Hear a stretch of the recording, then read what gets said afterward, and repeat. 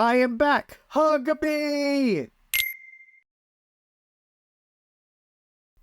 But why would you consider it inappropriate? Is this just my entire existence inappropriate to everybody, including YouTube?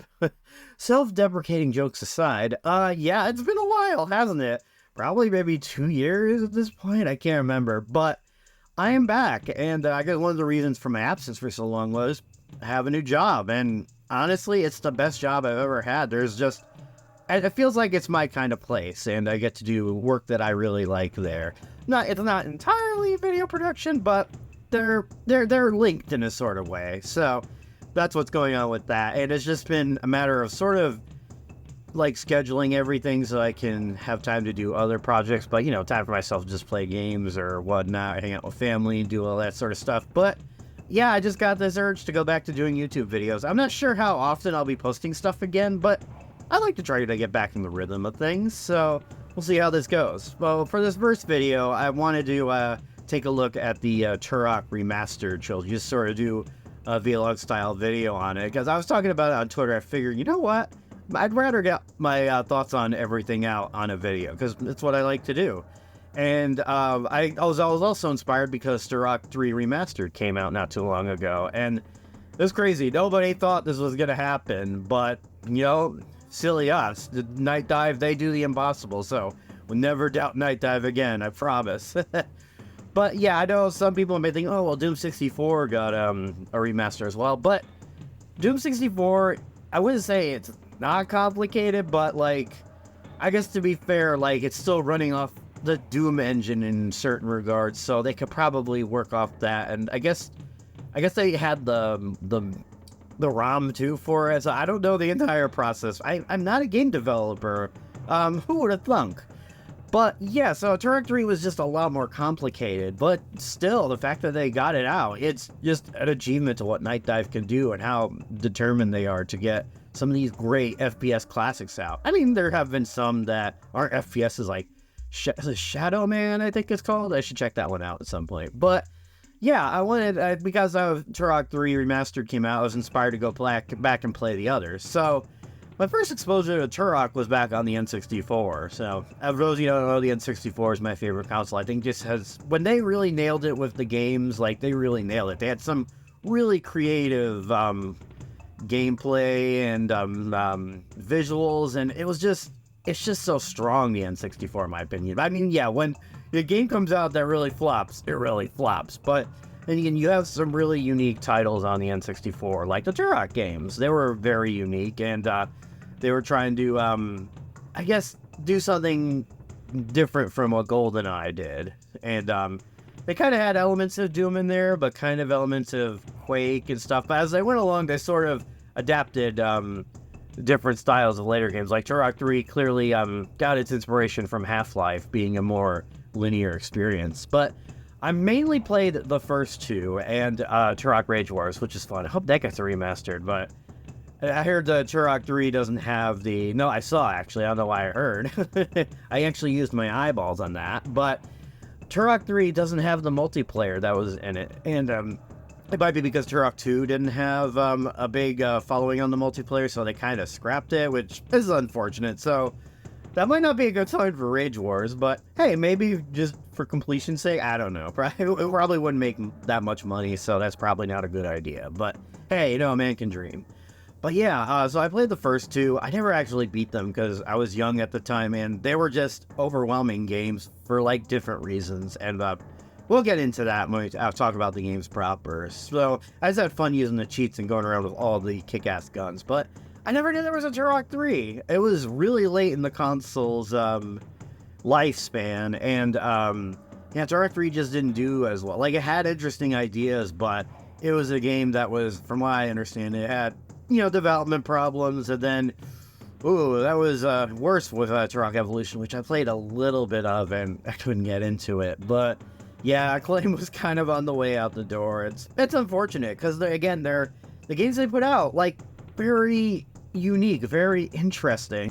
But yeah, let's get down to the remastered. So, Nightdive released the Turok one a long time ago. Turok 2 not too far behind after, and there's still incredible remasters. I mean, I think Turok 2 especially, because it really addressed a lot of the issues with it, but also just really helped the pace of the game, make it a lot more fast-paced, and you can sort of get through everything a lot easier. It's just like, because, you know, I will defend the N64 controller, but even then, it's still kind of like, its positioning and stuff, you're kind of like, wait, what am I doing here? But not a bad controller, but especially a first-person shooter, I can't go wrong with a mouse and keyboard. Like, you know, it can be done with a controller, especially nowadays. So that when the which Alien game was it? I forgot the name of it. I'll put it on screen. But that Alien game that came out on PS1, and then critics were like, oh no, that's not the modern standard for shooter controls. It's like, what's wrong with you people? Alright, so anyway, yeah, the remasters, all across the board, Nightdive did a fantastic job with them. And honestly, I think, let's start with the first game. The first Turok is pretty straightforward. Oh, and something I forgot to mention too, I also didn't know until many years later that the Turok games are based on a comic. Who knew? A very obscure comic, and then I guess Acclaim got the rights to them, and then they decided to do a game. And it's just, I love the idea behind just a badass Native American going around with these crazy guns and these crazy worlds fighting dinosaurs. I mean, it's so out there, but over the top. But well, you know what? I love something that's over the top. There's nothing wrong in indulging a little in a crazy once in a while. So yeah, the first Turok game is pretty straightforward. It's kind of like Doom, except like there are moments where like there are secrets you can find, and you're just going on a path, but then sometimes you have to go off the path and go different ways to unlock certain things. And yeah, it's just really straightforward, and it's a lot of fun. I like the guns of the game. I will say the gun roster isn't like the best. I mean, I think it does the job well, but I mean, compared to Turok 2, which the guns in that game are just so creative. Like, if you have the guns in the first Turok, I mean, ones I like the tech bow, when you get to shoot and then like it hits a target and then like waits a few seconds and poof, it explodes. Actually, was it in the second game? But either way, there's just a lot of fun to be had with it, going around fighting the keys. And the thing that always got to me about Turok, it really made my anxiety go through the roof, was the platforming in that game. It was just, especially because you had save points. You couldn't save willy-nilly, but you had to make these long jumps, and you see bottom below, and it really got my anxiety. It's just, you see this bottomless pit, just the way the perspective looked, it really just got me on edge and stuff. And I don't know if I guess I like that. It's better now, I think, because now you have the a mouse and keyboard to make those precise jumps, so it's not as bad. But still, that gets me on edge every time. And the levels do what they need to do. I think they're well designed and a lot of fun. I like the one where you're high up in the treetops and stuff, and I just love the design of that. It looks really cool. We're going around shooting guys out. And there are also some bosses as well. They're not like amazing, but like, I guess they're kind of memorable, especially the one before the final boss. So if you go around and collect the Chronoscepter you can just really just two-shot him. And yeah, the one before that is just this dinosaur with hand cannons, I think. And it's just, again, just adds to the charm of this game. It's so over-the-top hilarious. It's perfect. More of that goofiness, please, in our video games. We don't need uber seriousness all the time. We need something that just makes you smile, makes you laugh, makes you feel like a kid again, you know? But yeah, I still really enjoy the first one. Again, the gun roster, it's fine. It does what it needs to do. I do like the shotgun with the auto shotgun, especially with the you get to switch to the, actually, can you switch in the first one? I don't remember if you could, but you can do the second one. But I'm just confusing those two. I apologize. But yeah, you have explosive rounds for that. You have a machine gun that does the job. You have some cool laser guns, but I don't know, they're not as effective as, like, you know, just having the plasma gun and all that stuff. But there are some decent guns in that game, and I love too. This is always hilarious to me. Just the way the guys, the sounds the guys make when they die. I just found it funny. It just reminded me of Doom with the way the zombie man died, and I think it sounds like all the voices were done by one guy. Like they sound like Turok too.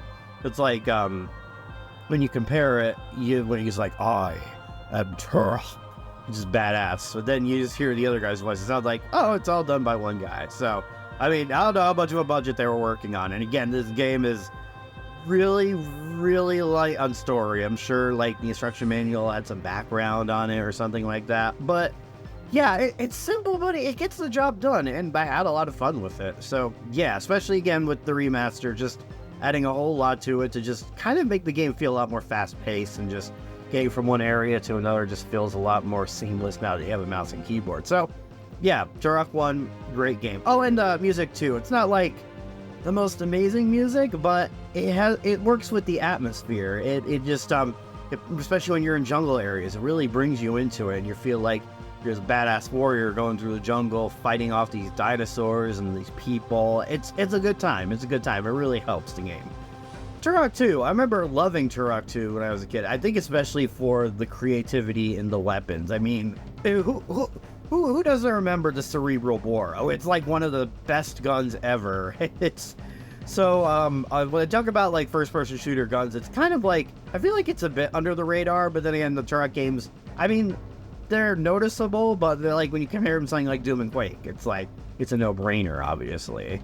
But yeah, the cerebral bore especially, where it just digs into a bad guy's head and just goes all the way down and just blows off their heads. It's like, oh, it's so good. I feel so excited talking about it right now.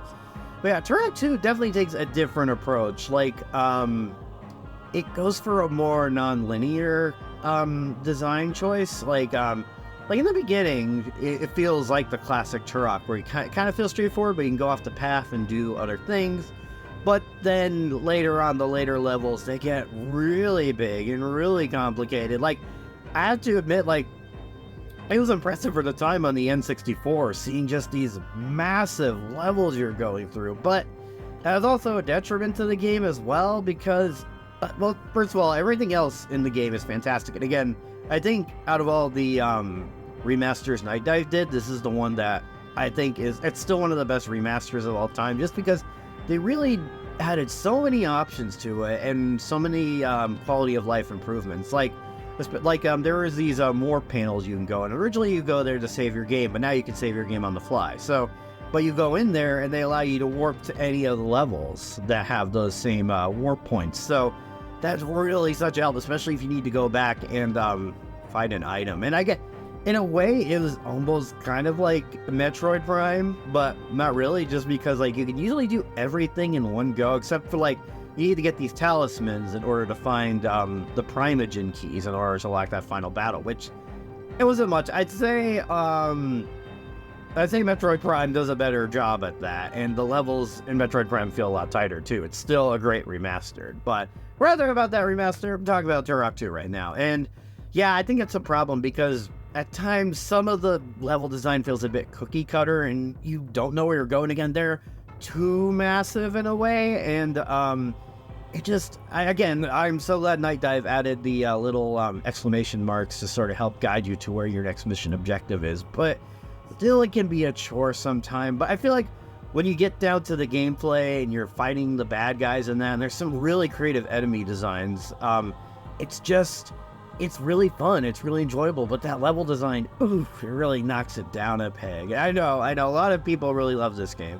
It received nothing but high praise back in the day. It really pushed the N64 to its limits. But I just don't, like, looking back on it now, it's just, I don't know, it just kind of takes you out of it because you get frustrated. There's just like so many elements in the level. You have to do all these different missions, which you think would be simple, but there's so many like layers to it. You have to go here, hit this switch. You got to go there. You got to grab this item, and then you got to go over there if you're gonna make things explode to complete the missions. And it's like, it really hurts the game in my opinion. But there's still a lot of good in it. Like I said, the weapons are so much more creative. It's not just the cerebral bore. It's like there's the shotgun in it. It's called the Shredder, which is really cool. It's just when all of a sudden like the lasers, like they go off the wall, they can hit enemies. That's such a cool thing.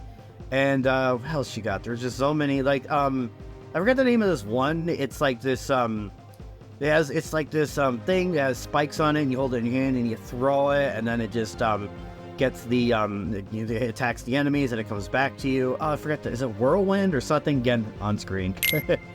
I know I'm not very good with names. I think that's something you guys should know about me by now, even though I've been going for a while. But yeah, there's so many creative guns to use, and I also like with the bow and the plasma rifle has some sniping capability, which is really cool as well. And also like I said, the enemy designs are real creative as well. But I talked about the mazes and all that stuff. The one level that, the lair of the blind ones. Oh my god, that's just like, you get lost every 5 seconds. I really don't know where to go.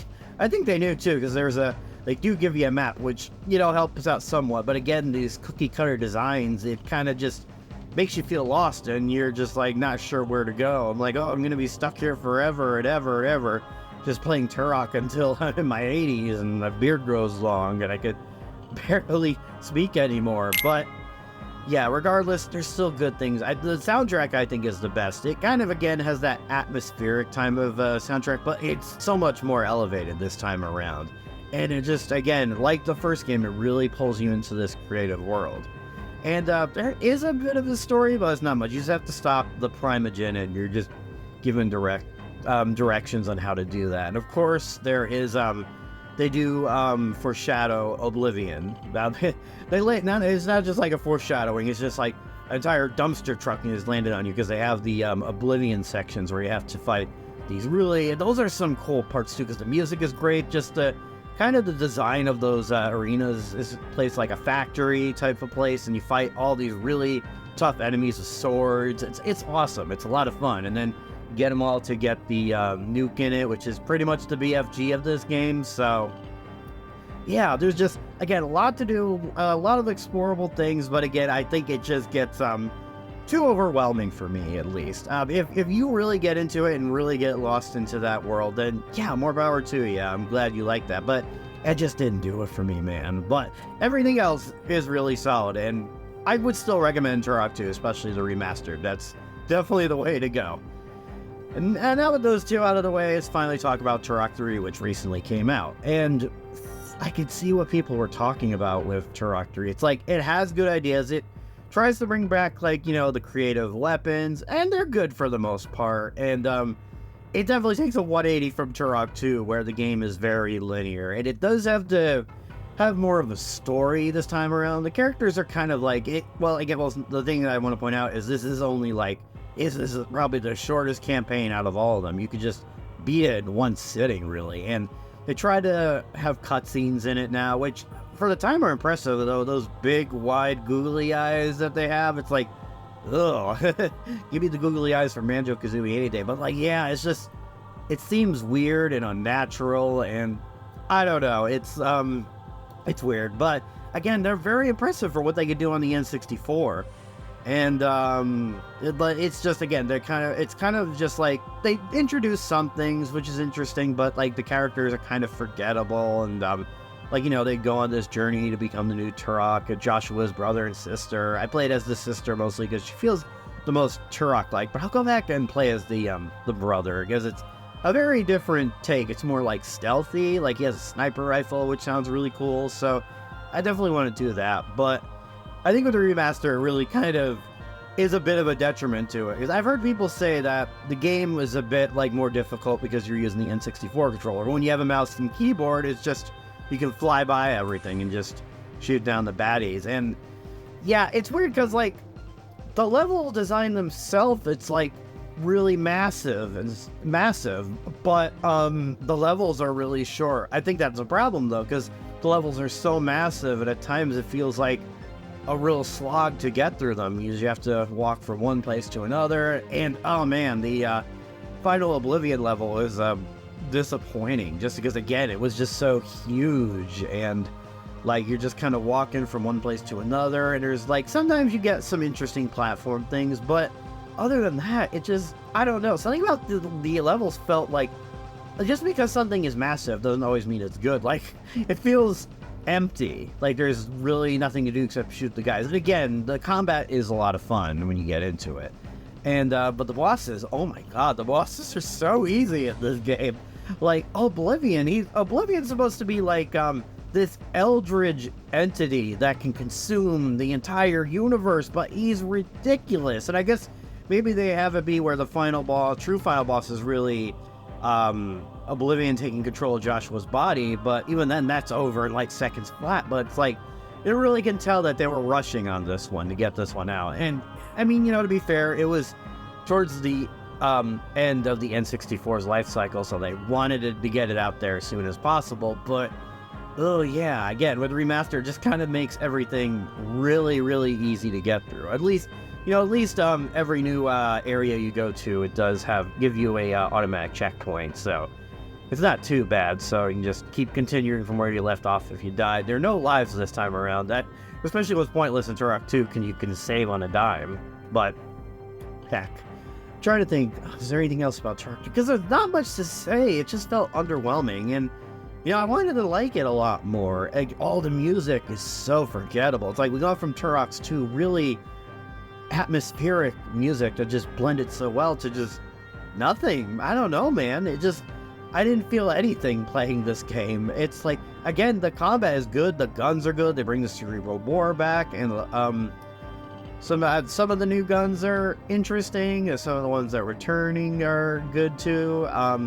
But I don't know, there was just nothing about it really, and again, I understand why, but I think it's still an interesting game. It's still interesting to see how they concluded the original N64 trilogy. Though again, I think hardly anyone knew there was a Turok 3. I definitely didn't know there was Turok 3. I thought Rage Force was Turok 3, but I don't know. It is what it is, And of course, it ends on a has an end credit scene, a post credit scene where something new is going to happen. And I heard Adon was supposed to be the new playable character. By the way, why did they change Adon's design so rapidly? I thought it was perfectly fine in the second game, but why they changed it radically? It's like, consistency be damned. I guess they wanted to try something new, experiment a little more, maybe because of the fact that they gave her actual lip flaps and more movement or something. Maybe they felt it didn't work with the original alien looking design, but I don't know. It felt unique in Turok 2, so I don't know why they changed it. But yeah, I'm trying to think if there's anything else, because again, Turok 3 was just, again, it's not the worst, but it's kind of just underwhelming. And it's weird because I think again, the levels are so when you're in the level space, sometimes there is some moments where you get confused about where you're supposed to go, but it's not as bad as Turok 2. I will say that it's not as bad, but it's I don't know. It's just it doesn't make logically sense at certain moments. Although there is some fun things. There's one part where there's a crystal in this sacrificial area, and you need to get the crystal out of it. No, I think it was a staff. You can try to get the staff out of it. In order to do that, you had to shoot the window above this table, and then a guy would fall down and a dead body would fall down and fall on top of them. That was actually pretty funny, but I don't know. It wasn't something that was I could easily figure out. It's oh wait, how are you supposed to get the body so you can get this crystal? Or I keep saying crystal, to get the scepter, so that, because there was a lot of crystals in that level. That's why I keep confusing it for a crystal. But yeah, it's fine for what it is, but it was just unremarkable. And I guess again, the Nightdive Remaster kind of could have helped it, but hurt it at the same time, because maybe it is one of those games that was better with the N64 controller, because it added a level of difficulty. And yeah, I should replay it on a higher difficulty, just maybe to get the maximum experience out of it. I mean, I'm sure it'll help, but who knows? Who knows? I feel really bad, because this series had so much potential with its creativity. Just a badass dinosaur hunter going to different worlds, meeting all these really weird and strange characters, and all traveling through these strange levels and all that stuff. It's just so fun. But then got Turok Evolution after. Then they did that reboot of it, which looked like more of a typical military shooter. So I'm rambling on long enough. I think, honestly, the order is as it seems. It'd be 1, 2, 3. I think Turok 2 does things better than Turok 1, but I think Turok 1 is the most balanced out of all the games. It just has the right amount of good level design, a nice variety of enemies and bosses, and decent guns. Like I said, Turok 2 definitely is better in that regards. I think Turok 2 has the better gameplay loop, but it's really bogged down by that overly complicated level design. And Turok 3, what is it? It's fine, like I said, but again, there are just so many things that work against it. But it's still, Nightdive did a good job. I think Nightdive did a solid job on all 3 of them, especially 2. 2 is, oof, they knocked that one out of the park. So yeah, that was my thoughts on the Turok remasters. I would love for them to do another Turok. Maybe Nightdive would do it.